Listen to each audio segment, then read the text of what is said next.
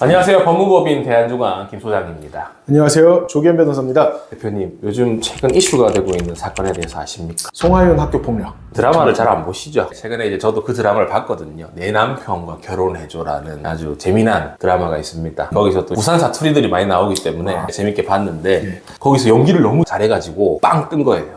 그 배우가. 네네. 이번에 좀 확실하게 확 뜬 거죠. 근데 갑자기 요즘에 난리가 난 게 학교 폭력을 당했다는 피해자가 네, 제보를 한 거예요. JTBC 사건반장인가? 일단 뭐 소속사 측은 아니라고 계속 주장하고 있고, 피해자 쪽의 주장은 1시간 반 동안 뺨을 맞았다. 1시간 반이나. 남자인데. 맞은 사람은 남자. 그 작은 여학생이 남자를. 네, 1시간 반 1시간 동안. 반이나 뺨을 때. 그거 좀 이해가 안 되죠. 근데 알고 보니까 이제 뭐 송하윤 배우님의 남자친구가 좀 무서운. 일진이다. 저는 궁금한 게 거의 뭐 20년 정도 전 사건이죠. 오래된 사건이네요. 네네. 그 오래된 사건이 이제야 터진 겁니까? 그렇죠. 너무 떠서 막 예능에도 막 나오고 하니까 아는 형님이 나왔는데 갑자기 일어나가지고 울면서 내가 성공할 수 있게 돼서 고맙다 하면서 그 모습이 보기가 싫었나 봐요. 트라우마가 갑자기 재현이 돼서 고발을 한 것 같아요. 제가 말씀드리는 것은 이제 일반론을 말씀드리겠습니다. 이렇게 오래된 사건은 형사처벌이 불가능합니다.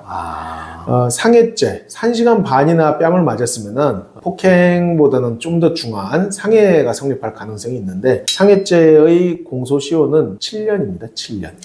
범죄 행위가 발생한 때로부터 7년이 지나면은 더 이상 기소를 할 수가 없어요. 그래서 형사처벌 불가능하고 민사손해배상 청구는 불법행위가 있음을 안 날로부터 3년, 있었던 날로부터 10년이 지나면 못하는데 일단 있었던 날로부터 10년도 지났고 그때 학생이라 하더라도 특칙상 민사 불법행위도 그 법정 대리인이 안 날로부터 또 3년이 지나면 못해요.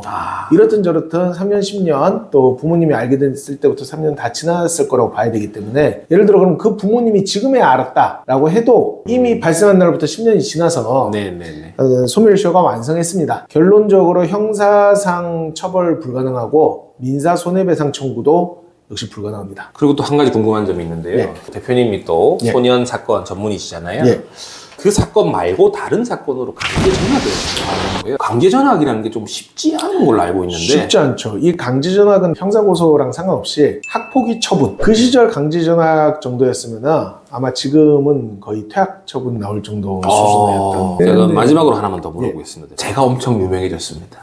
한 100만 유튜버가 됐어요. 그래서 막 페라리 타고 다니고 왕왕왕 하면서 타고 다니는데 그런 사실이 없는데 그 루머로 제가 나를 2시간 반 동안 밟았다 하면서 누가 이제 터뜨렸어요. 그럼 저는 어떻게 대처를 해야 되죠? 피해는 제가 훨씬 많이 볼 것 같은데. 훨씬 많이 보겠죠. 그나마 이제 법적으로 대응할 수 있는 거는 허위사실 유포로 인한 명예훼손으로 고소하는 건데 무분별한 미투 사건으로 많은 유명인들이 성범죄자로 지목을 당한 적이 있었죠. 근데 억울하게 성범죄자로 지목당했던 연예인들 중 일부는 자신의 억울함을 호소하는 것을 넘어서서 가짜 소문을 퍼뜨리고 다니는 사람들 상대로 명예훼손으로 고소를 많이 했고 그렇게 유죄 판결을 끌어낸 케이스가 꽤 있는 걸로 알고 있습니다. 근데 그렇게 만약에 가짜 루머로 해가지고 피해를 준 사람들은 처벌이 센가요?